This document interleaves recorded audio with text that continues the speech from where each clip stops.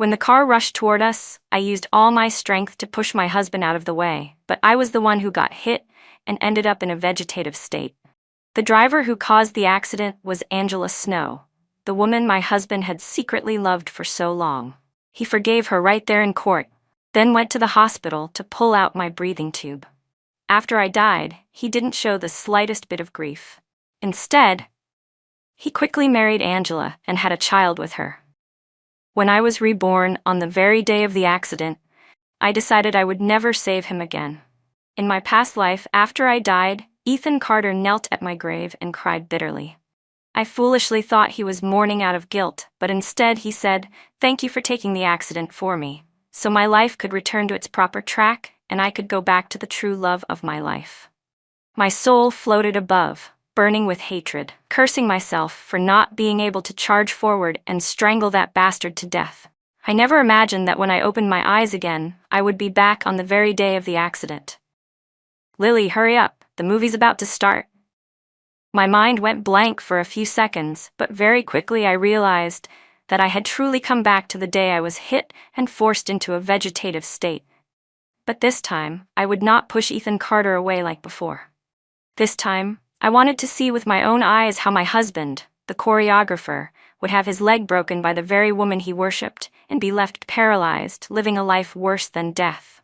At that moment, Ethan stood against the light, his beautiful almond-shaped eyes gazing at me, the corners of his lips lifted in a smile. Those affectionate eyes had once whispered words of love to me every day. I truly believed that his love for me was genuine, until in my last life I discovered just how cold-blooded he really was. After orchestrating my downfall, he not only testified in court that I had violated traffic safety rules while crossing the street, but also stood as the victim's family member to read a plea for leniency for the offender.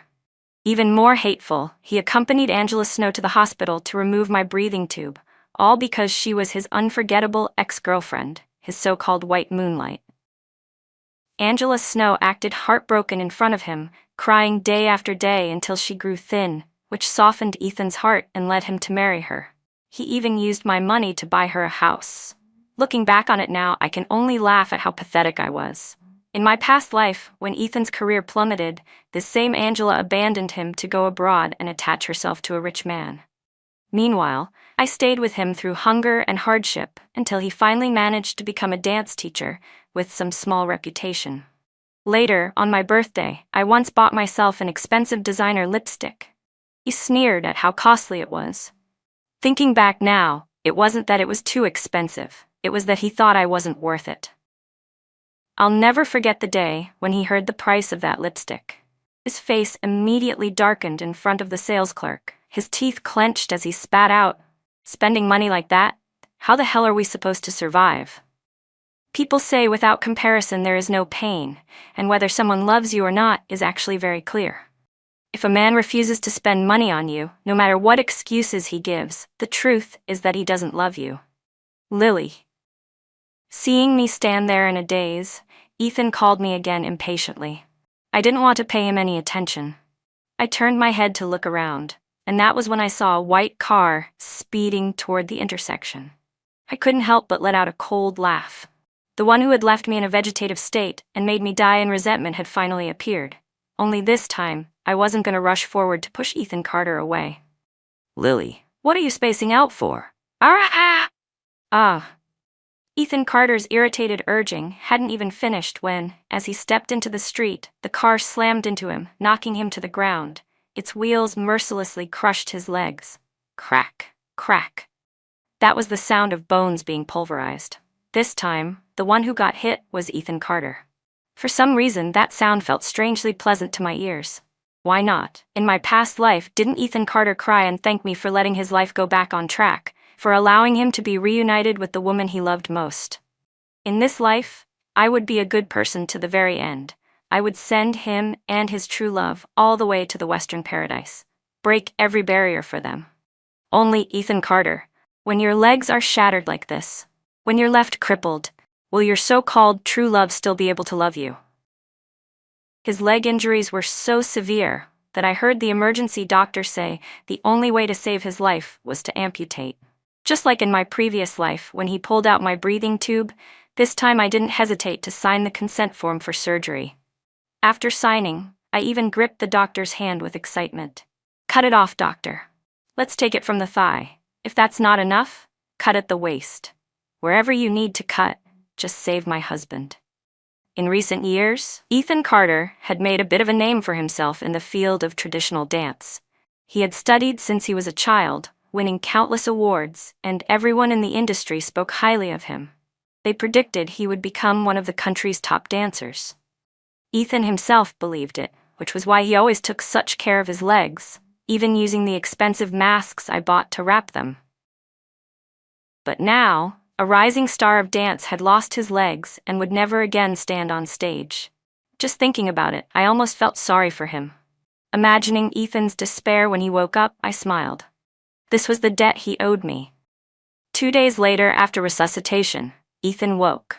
Before he could figure out where he was, he tried to sit up but realized he could no longer feel his legs. Only when I told him we had to amputate to save his life did his eyes redden, his hands trembling, unable to flex. I stared at his expression of utter despair. Ethan suddenly burst out, "Why was it me who got hit?" "Honey, what are you saying?" I looked straight at him. He flinched under my gaze, looking away for an instant before meeting my eyes again, his look sharp as he asked, "Lily, why didn't you cross the intersection like you were supposed to?" "Honey, it was all my fault. If I hadn't been scared in that moment, I would have rushed forward and pushed you out of the way. Then your legs wouldn't have." Tears welled up as I spoke off topic, dodging his question and steering the conversation back to his amputated legs. As I expected, Ethan no longer had the heart to press me. He dropped his head to stare at the empty space below his waist and sank into boundless despair. But I believed it wouldn't be long before he accepted himself like this. Time would wear down his unwillingness, just as it had worn me down in my past life. After the amputation, Ethan's temperament grew erratic.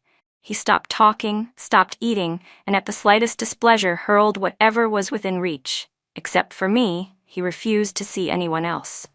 Playing the part of the dutiful wife, I of course devoted myself to caring for him, showing my gentleness and attentiveness. I even cooked his favorite dish, braised pork belly, the special way he liked it. When Ethan saw the burn marks on my hands from cooking for him, he looked at me with emotion and said, "Honey, how could you be so careless? Does it hurt?" Ethan Carter asked. "No, it doesn't. As long as you can eat a little, something this small means nothing to me," I said. Ethan looked deeply moved and ate a lot. It wasn't that I didn't want to kick this bastard out of my sight, but my marriage to Ethan Carter involved far too many interests. We jointly owned a media company, but when the company was founded, I was the only one who invested capital. Every commercial performance Ethan got back then was because I worked hard to wine and dine people, building the connections that made them possible. His students' parents were all influential people. Even his famous dance, Peacock of the Southeast, was something I had gone to great lengths to arrange by inviting 10 retired veteran artists to choreograph privately for him. After Ethan gained some reputation, our company began signing contracts with several artists. He retreated to become a choreographer, and we shifted toward the entertainment industry, finding more and more opportunities. Even though if we divorced now I could take half of the assets, it still wouldn't be enough. Ethan no longer had his legs. If I left him at this moment, it would only give him the chance to play the victim, and I might end up being attacked online and falling into ruin. Having lived through one life already, I was determined not to suffer any losses this time. I would definitely kick this scumbag out, and the company would be mine alone. Ethan had been in the hospital for 2 months. This was the perfect chance for me to return and take control. Using the excuse that the company couldn't go a day without someone managing it, I found a reason to go back and handle things in Ethan's stead. The artists had all been managed by me before, so taking over was easy. But to fully draw them to my side, I needed an opportunity. As I was thinking about how to win everyone over, someone unexpectedly walked right into my trap. That afternoon, while I was discussing the company's development with Ethan Carter, the hospital room door suddenly swung open, and a figure rushed in. Seeing that face, I frowned. So she had come. The ex-girlfriend Ethan could never forget, Angela Snow. Angela acted as if she didn't even see me, pushing past me to throw herself straight into Ethan's arms, pressing her head against his chest.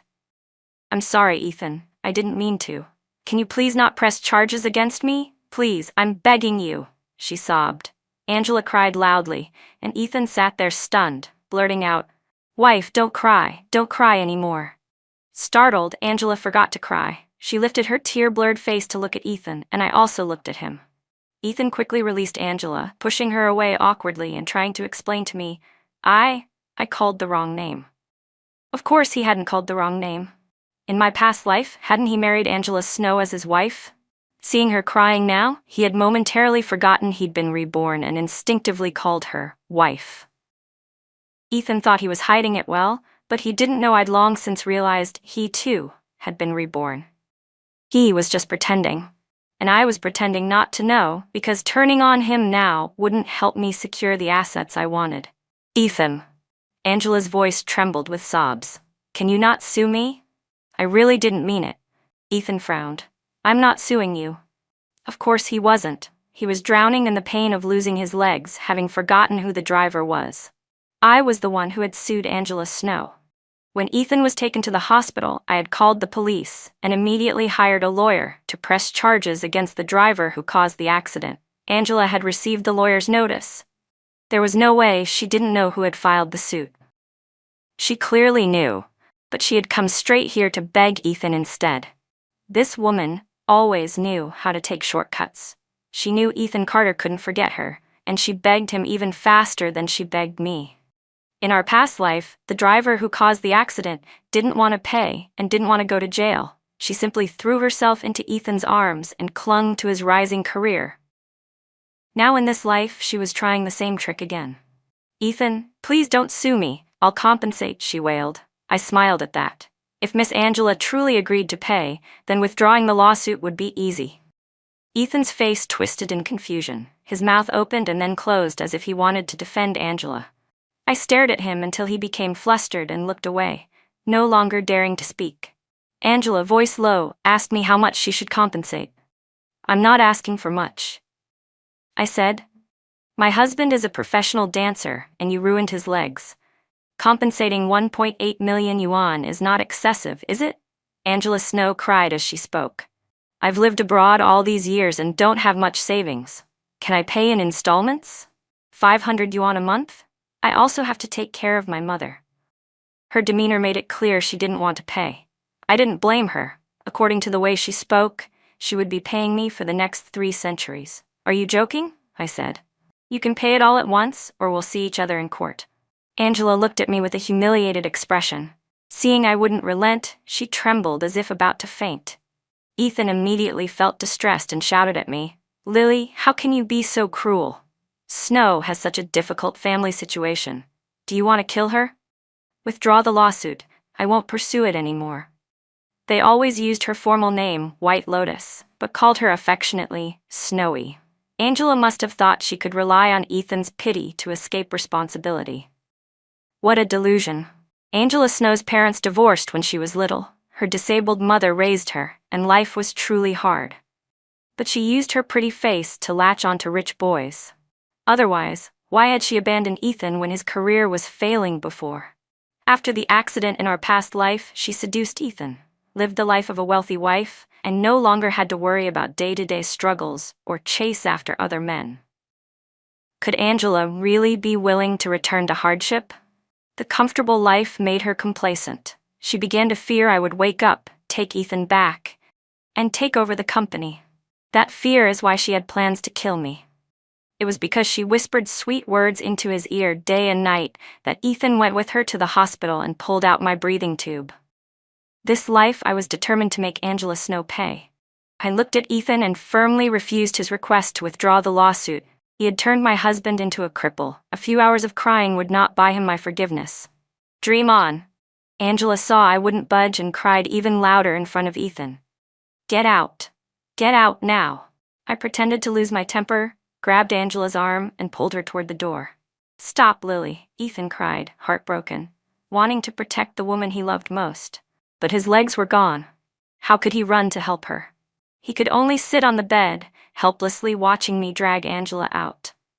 Lily, how can you be so rough? Shut the door. Ethan shouted angrily, his eyes like bullets aimed at me. You weren't like this before. Now you seem like a stranger. I really wanted to tell him why roses are red and the sky is blue, money and hatred. I was only holding back my performance of kindness. I was pretending to cry. Everyone makes mistakes, I said, lowering my head but keeping my eyes locked on Ethan Carter, tears shimmering as I accused him. Who's the one who's really changed here? Because you lost your legs, look at what you've done, starving yourself, smashing things, shutting everyone out. Yet when you found out Angela Snow was the one who caused the accident, you didn't pursue her. You still can't let her go, can you? Even though she broke the legs you were proud of your whole life, as long as she cries in front of you a few times, suddenly I'm the villain, isn't that right? Seeing my suspicion, Ethan's demeanor softened. Honey, I just thought, after all, we used to know each other. We're not short of money. Really, Lily, you have to believe me. I only love you. Now he was flattering me, but it was only because he hadn't yet figured out Angela's intentions. He was afraid she would see him as a cripple, and he'd lose both her and me at once. If I hadn't been reborn, I surely would have been deceived by this appearance of deep affection. Luckily, heaven had opened my eyes. I would make them pay a heavy price. After Angela left, a new friend request suddenly popped up on Ethan's phone. I pretended not to notice. I didn't have to guess who it was. The White Lotus was as persistent as ever. When her pity play didn't work, she started contacting Ethan secretly. True to form, Ethan didn't disappoint me. He accepted the request without hesitation. Watching his expression, I could tell just how deep their connection still was. But I only cared about one thing: winning over the people at the company. The company could go to that scumbag, but the people could not. While Ethan and Angela were busy rekindling their old love, trouble broke out at my company. Our leading male artist was exposed in a same-sex scandal. The other party had prepared everything carefully, directly releasing photos and videos as evidence. Even with emergency PR, the storm didn't subside. The gossip spread wider and even exposed the private lives of those who had worked with him. For the sake of appearances, Ethan immediately told the PR department to prepare a statement to terminate the contract with Tyler Young. But I stopped him in time. Lily, do you have a way to handle this? Ethan asked, confused. I don't have a plan yet, but I believe in Tyler, I said. I have to protect him. Ethan thought I was just trying to keep a money-making pillar of the company and was moved for a moment, but he didn't know that for me this was an opportunity, a perfect chance to win hearts. No matter how hard it would be, I had to protect Tyler, and more importantly, I knew he was innocent. I threw myself into proving Tyler's innocence, and thankfully, it wasn't in vain. I quickly gathered evidence that our competitor had framed him. Meanwhile, the affair between that vile pair was moving along quickly. As the considerate, understanding wife, I didn't interfere. Instead, I worked even harder to create opportunities for them to be together. If there weren't opportunities, I made them, so their affair could blossom and bear fruit as soon as possible. After all, the depth of their relationship was an important factor in my plan to divorce Ethan Carter. 2 months passed. The court ruled that Angela Snow had to pay me 1.8 million yuan in compensation. That night, Ethan's phone practically exploded. WeChat messages pinged non-stop, but he didn't reply. Calls from the other end came one after another. Honey, who's that? Why aren't you answering? I set down my chopsticks and pretended to be curious, watching him. Ethan nervously turned his phone to silent and flipped it face down. Just a scam call, he said. Honey, I said sweetly, today Tyler's situation was cleared up. Everyone wants to hold a celebration party, so I might be home late. Just rest early, okay? I said. Ethan's eyes lit up like headlights. When I stood and turned my back, I saw him flip his phone over and reply on WeChat. No sooner had I left the house than Ethan called his driver and went out. Checking the company tablet that had location access, I scrolled through their recent messages. It made my stomach turn. I opened Angela Snow's chat. The newest message was a photo of a lightly cut wrist with the caption, "Goodbye to the one I love most." Ethan, are you staging a melodrama over 1.8 million yuan? Committing suicide for money? Angela Snow would never have the guts, I muttered, though Ethan was easy to fool with this act. Surely tonight Angela would succeed in sleeping with him and thus dodge paying compensation. If Angela was truly determined, I wouldn't hesitate. If force was needed, I'd use it.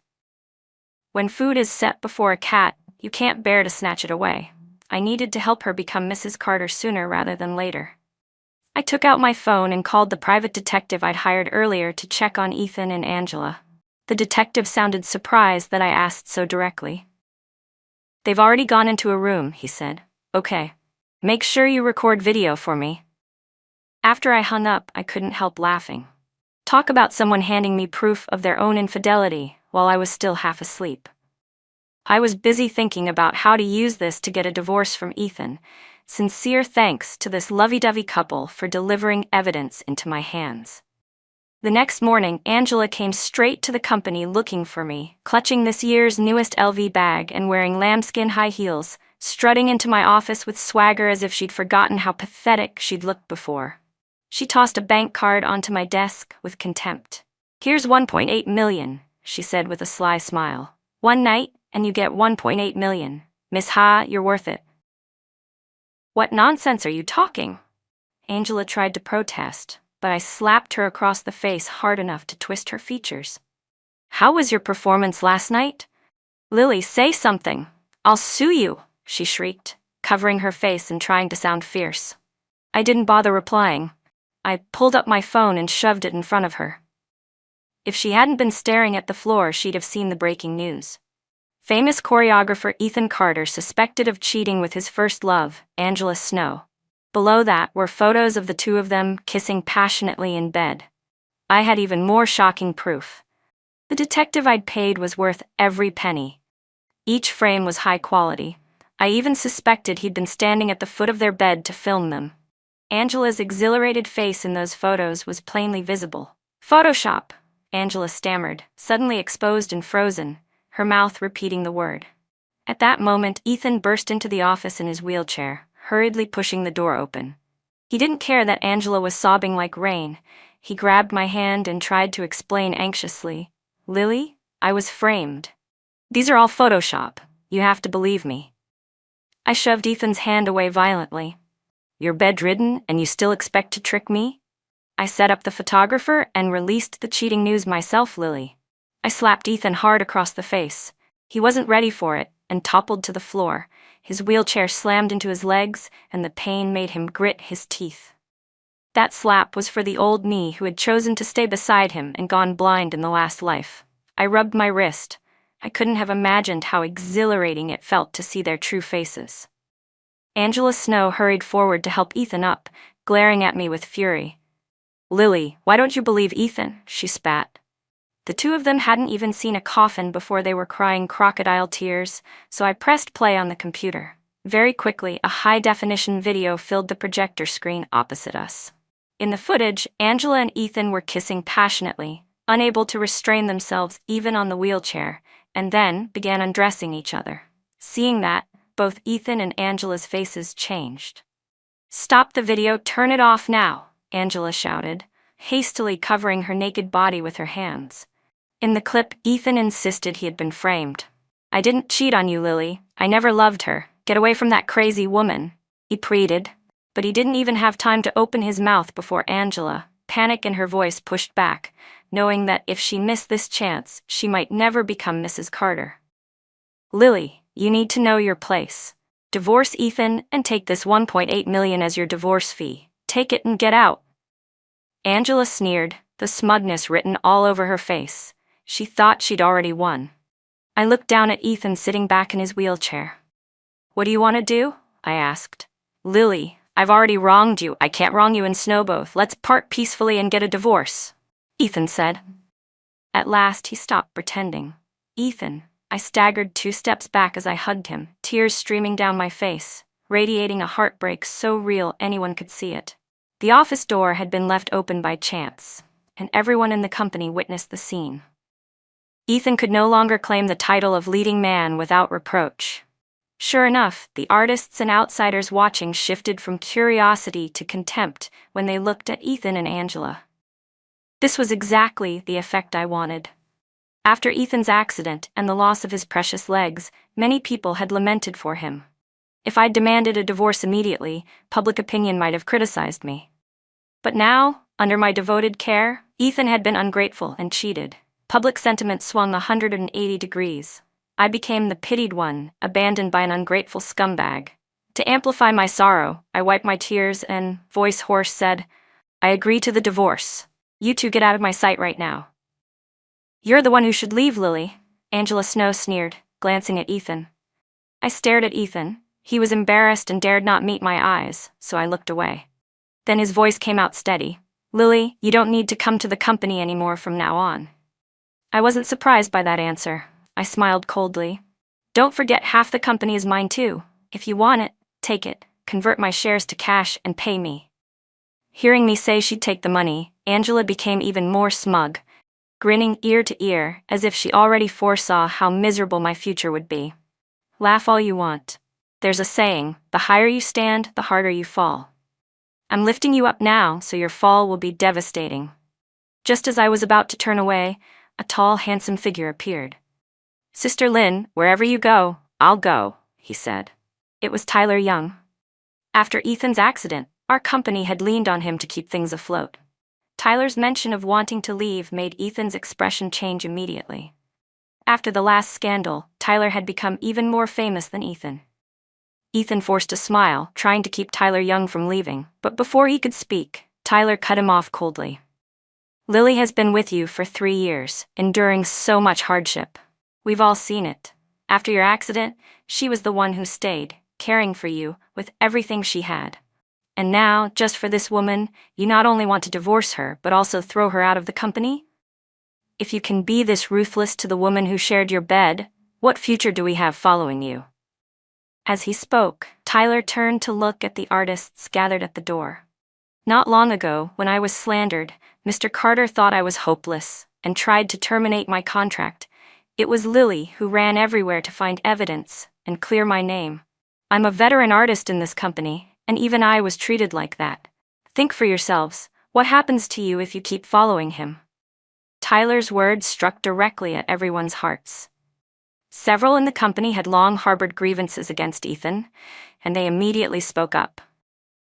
"I'll follow Lily," said Hannah Wu, the second artist signed to the company. "Me too," said the third artist. Naturally, those who had good relationships with me all wanted to come as well. In no time, the majority of the company stood on my side. Ethan's face darkened as panic crept into his expression. More than anyone, he knew exactly how this company had been built. I kept my expression neutral, though inside I laughed coldly. "Ethan Carter, did you really think I went back to the company these last 2 months just to manage? I went back to win hearts. All of this was to make you end up alone today." "A bunch of ungrateful wolves," Ethan spat. "If you want to leave, then leave quickly. You're all so old. What are you proud of? The more who leave, the better. We'll just sign some fresh faces." Angela Snow, seeing how many had sided with me, shrieked her protest. But Ethan was not as optimistic as she was. He snapped at her to shut up. "Ethan." Angela tried to play weak again, but Ethan didn't budge. Seeing his displeasure, she finally held her tongue. Ethan drew a deep breath and turned to the group behind me. "If you leave now, you'll have to pay the penalty for breaking contract," he said with a smile, though it was really a threat. For a moment, silence fell. Everyone's faces showed hesitation, and the corner of Ethan's mouth curled upward in smugness. He knew that once profit was at stake, they would waver. "I'll cover the penalties," I said firmly, cutting off his triumph before it grew. At my words, all the artists who supported me lit up again with renewed determination. Ethan clenched his fists, unable to smile any longer, though he still pretended to be concerned. "Lily, that's not a small amount of money." "I'll sell my shares," I said flatly. "That's enough to cover the penalties. The rest, transfer directly into my account." Without another glance, I led the core people away. The divorce between Ethan and me, entangled in too many interests, could only proceed through the courts. Because he had committed adultery, he was the guilty party, so I demanded compensation for emotional damages. Not only that, I also demanded the return of the 1.8 million yuan Ethan had given Angela Snow under the guise of marital assets. In the end, I not only reclaimed the money that belonged to me, but Angela also had to pay me another 1.8 million. Holding the divorce certificate in my hand, I hadn't even stepped out of the courthouse before I raised it high under the lights, snapped a photo, and posted it online. I posted the divorce certificate online with a caption welcoming my new life. I didn't even mention the messy relationship between me, Ethan Carter, and Angela Snow. The reporters dug up the entire adultery story and how they'd pushed me out of the company all by themselves. Ethan and Angela were tormented by public outrage, trending on Hot Search for 7 days straight. Ethan's company suffered a scandal too. The stock plunged overnight, wiping out millions. That night, Ethan called me like a man possessed. By the 18th ring, I slowly answered. "Lily, those photos and articles, you posted them on purpose, didn't you?" He snarled over the line, sounding like he wanted to crawl through the phone and bite me. I swirled my wine glass, glanced at the ticker showing his shares still falling, and said mildly, "I was just celebrating getting rid of trash. What's wrong with that?" I then silenced him for a few seconds. "You had to be ruthless to me like that? Didn't you ever consider what we had?" I wanted to slap him. Who cheated with Angela Snow? Twice in 2 lives she'd pushed me to the edge. Now he was playing the victim and lecturing me about feelings. What a joke. What feelings did we have? Was it me drinking until I had a stomach bleed to keep him contracts, or him cheating and pushing me out of the company? I set my glass down hard. "Ethan, what right do you have to talk about feelings with me?" I said. He raged. "Lily, don't get cocky. Wait and see. The scumbag will be exposed." I didn't want to hear him shout, so I hung up and blocked his number. A few days later, I negotiated an endorsement deal for Tyler Young. We were due to sign today. But when we arrived at the company gate, the client suddenly changed their mind.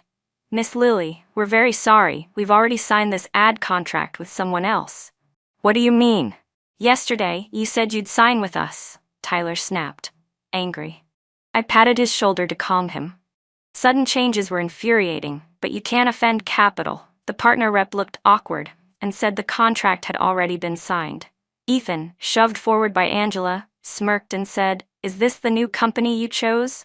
Terrible business sense. Even a roasted duck could fly away." Angela looked at me with mocking contempt. Tyler clenched his fists in anger. I gripped his arm to stop him from acting rashly.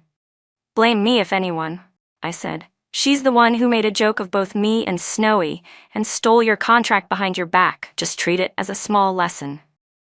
Ethan shot me a challenging smile. I knew he had no shame, but I'd never seen anyone this brazen. I wanted to rush forward and slap him, but I held back. Hitting someone is illegal, and he wasn't worth it. Besides, even a small contract handed to him might not last. But Ethan behaved like a rabid dog. Every deal I negotiated for Tyler was brazenly stolen by him. Not because he had better resources, but because he undercut prices. Unprincipled competition. After Ethan grabbed 3 of my contracts, Tyler was furious enough to want to take a knife to him. I calmed him down immediately. If that company was trying to make things difficult for me on purpose, we'd settle both old and new debts with them together. It's cold outside and unscrupulous men and women will soon be ruined anyway. "Do you really want me to take this script?" Tyler asked. That day I took Tyler Young to meet a TV drama director. By the time we arrived, it was just the 2 of us in the car. Tyler couldn't hold back his doubts. "But I heard this script hasn't even been approved by the Film Bureau. There aren't any investors, and the role doesn't look good either." Tyler had been in the industry for years, so he had his own sources and network. According to him, the script was trash, not worth accepting. "It is trash," I admitted with a faint smile. "But others don't know that." "I do." Tyler looked stunned. "Then why are you still letting me take it?" "I brought you here to act," I said. "To act? You mean, pretend?" "That's right." I switched off my phone and explained patiently. "I think there's a mole in our company. Otherwise, how could Ethan Carter know exactly which company to poach from every time I close a deal for you? If Ethan wants to steal resources based on my moves, then I'll use his tactics against him. I'll dig a hole so deep he'll fall and shatter into pieces." Tyler was smart. He quickly understood my plan and cooperated well at the audition, even acting eager for the role. When I signed the contract with the director, Ethan struck right on cue, snatching the project from me. "Oh, I'm sorry," he sneered. "The contract you worked so hard for ended up in my hands again." On the signing day, he even brought the contract over to flaunt it. Angela Snow came too. "Lily," she said smugly, "I heard your company hasn't landed a single contract lately. This project was your biggest hope, wasn't it? Tsk, and now it's gone. Guess you'll be living on the cold north wind for the rest of the year." Poor thing. Though I hear the north wind's full of car exhaust too, not great for your health. I clenched my fists in silence while Ethan grew more arrogant. "Lily, I don't actually need this contract," he taunted. "But looking back at all the years you worked like a mule building my company, I could grant you a favor. If you kneel down, I'll let you have it." "How about it?" Angela added fuel. "Ha! Lily, don't act so high and mighty. Just kneel, it's a small price for a contract." I shot back. "And you, Angela, you're not high and mighty either, are you? After all, just one night got you 1.8 million. That shut her up, fuming with no words. After Ethan signed the drama contract for one of his own, he stopped fighting me for resources, focusing all his energy on this project because he believed it would explode in popularity. And why did he think that? Because of me. I had more than once pretended to be drunk and acted like I valued this script highly, even saying repeatedly in the company that, if it were up to me, I'd invest my entire fortune into it. The mole passed every word straight to Ethan. Ethan, with no brains of his own, believed it and poured all his money into the project. I waited until the show wrapped, then dropped the plagiarism scandal of the original novel onto hot search. The novel was pulled, and the drama adapted from it was barred from airing due to copyright issues. All of Ethan's investment went up in smoke. His company collapsed overnight under massive debt and declared bankruptcy. Ethan and Angela had to sell their villa to pay compensation and were forced to move into a filthy, run-down old house. That was the year I finally exposed the mole. After Ethan Carter clawed his way next to me only to lose everything, I handed Tyler Young a web drama with 2 male leads. At the time, Ethan mocked me, saying I was out of resources and could only get streaming dramas for my artists. But the moment the drama aired, it exploded. Tyler went from a third-rate star to an A-lister overnight. With Tyler's influence, every time he landed a role, I made sure to bring in a few more of our company's actors. Even if they were added later, their acting was solid and the directors were satisfied. Gradually, the talent under my wing all flourished, earning more and more contracts in the industry. As they grew, so did the company's profits. To celebrate our meteoric success, I booked a year-end party at a well-known restaurant near the office. But as soon as I arrived, I spotted Angela Snow, perched on the lap of an old man, old enough to be her grandfather. With her scarlet lips and pale arms wrapped around his neck, she clung to him as if she wanted to melt into him. Wasn't she supposed to be with Ethan Carter? And who was this? Tyler, noticing too, asked curiously, "Who's the guy with her?" By then I hardly paid attention to Ethan and Angela anymore, though I still heard bits and pieces. After Ethan's bankruptcy, he still tried to make a comeback, borrowing heavily from loan sharks to open a new company, but all his attempts failed. Life became more miserable, and debt collectors harassed and threatened him constantly. Seeing he had no value left, Angela immediately latched onto someone else, Director Wong, the old man right in front of us. Everyone in the industry already knew about her and him. "Ethan, is this your so-called true love?" I almost laughed. His so-called deep love turned out cheaper than garbage. I was about to leave when Ethan suddenly wheeled himself in, rolling straight toward Angela and slapping her across the face. "You slut!" Angela's expression twisted. "You dare hit me?" She lashed out, kicking his wheelchair so hard he toppled to the ground. "Slut, ah!" Ethan struggled to stand, only for Angela's high heel to slam down on his hand.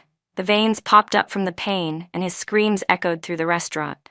"Useless cripple, you dare hit me? Believe me, I'll ruin your hand too." She pressed harder with her heel, until Ethan's shirt was soaked in sweat, his body limp as he lay on the floor.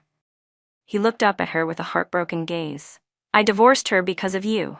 How could you treat me like this?" "Did I tell you to divorce her? You just couldn't control yourself. Pathetic." Angela spat, glaring at him with contempt. Ethan tried to get up again, but she kicked him hard in the side. His head smashed against the table, blood pouring down, causing chaos in the restaurant. He collapsed unconscious on the spot. Angela didn't even glance back. Disgusted, she wiped the hand he had touched and then linked arms with the old man, strolling into the hotel across the street. The restaurant manager, fearing a scandal, called an ambulance to take Ethan away. And just like that, the curtain closed on this pathetic play. "Serves him right," Tyler said bluntly, almost clapping in celebration. "He let a good woman like you slip away and chose Angela Snow. He asked for this, every bit of it. Serves him right." Ethan truly had wasted his second chance at life. He lost his career, lost his legs, and even his so-called true love ran off with an old man. Looking at his pitiful state, I felt elated, and because I was in such a good mood, I handed out red envelopes to every employee at the company so we could all celebrate. When Tyler dropped me off, it was already 1 a.m. As I got out of the car, I saw Ethan waiting at my doorstep. Under the moonlight, he had a bandage wrapped around his forehead, and his lips were pale, as if he'd just left the hospital. "What are you doing here?" I hadn't finished the question when Tyler stepped behind me and put himself between us to protect me. "Mr. Carter, the person who hurt her is not welcome here." Ethan didn't look at Tyler, he only looked at me, choking out, "Lily, I was wrong. I wasn't a good man. I let a good wife like you slip away. I was deceived by Angela." Then he began slapping his own face over and over. The sound of his palms against skin echoed continuously. Tyler and I exchanged bewildered looks. So he only remembered how good Lily was after Angela left him? Tyler's face darkened as he warned Ethan, "Stop having those thoughts. Don't even think about Lily." Ethan paid Tyler no mind. He fixed his gaze on me, and I patted Tyler's shoulder to tell him to step back and let me speak. Tyler frowned, but yielded. "Lily, you know I love you. You're the best to me," Ethan said, his eyes lighting up as he grabbed my hand. I pulled my hand away coldly. Ethan blinked in confusion. "Don't call my name, you're not worthy," I said, looking at him with growing chill in my voice. "Lily, you know I hate myself for cheating with Angela Snow, but I had reasons," Ethan began, reaching for my hand, but my cold stare made him withdraw. "In our last life, when you had the accident and were in a coma for 3 years, only Angela Snow stayed by my side. You would never have expected that the woman who loved you in the past life would treat you so indifferently now. Because my past life marital feelings with her still existed, I wanted to protect her, so I did those awful things to you." Ethan's voice got louder with anger as he spoke, but I only watched him coolly. "Lily, if I say this you'll think I'm lying, but believe me, I think you came back to life?" Ethan said, astonished. "Yes," I replied with a smile that wasn't really a smile, "because I came back to life too." In that moment, Ethan's pupils shook. Standing in the moonlight, his face went completely white. "Ethan Carter, you pulled my breathing tube out with your own hands in our past life, didn't you?" I didn't need to hide anymore. I wanted to stab this scumbag through the heart. "Ethan, you're pathetic. Twice you chose Angela Snow, and both times it ended badly. Even in the past life, the child wasn't yours. Maybe this is your karma." Ethan was horrified by my words and frantically asked, "What are you saying? The child wasn't mine?" "What do you mean?" "In the last life, though I was a vegetable, I heard everything outside. Angela had said plainly that the child wasn't his, but belonged to her and her ex-boyfriend. The child looked less and less like him. She was afraid he would find out, so she conspired with the doctor, her ex, to poison him so he'd drown." Ethan stood there stunned. The truth was too cruel. I took a step forward to watch his reaction, and he suddenly burst into a manic laugh. "No wonder I felt dizzy the day I knocked Angela. That bitch, really a bitch." The next morning when I sobered up, there was no sign of Ethan. After that, I poured all my energy into getting money. Tyler confessed his feelings for me, but I only treated him like a younger brother. I never saw Ethan Carter again after that night. 2 months later, someone discovered a woman's body while fishing at the reservoir. When the authorities confirmed the identity, it turned out to be Angela Snow, the woman who had vanished with Ethan. When she was found, her face was pale, her once beautiful features slashed open, her tongue cut out. She had died a miserable, brutal death. Not long after, Ethan was hunted down by the police. She deserved to die, he ranted. She made me lose the one I loved most. She made me lose my legs. She made me end up like this. She deserved it. Deserved it. Ha ha ha! Watching that unfold, I couldn't help but sigh. It had taken 2 lifetimes for Ethan Carter to finally realize who truly loved him, but it was far too late. None of it had anything to do with me anymore. I looked out the window, knowing my future would be bright, like the sunflowers blooming outside.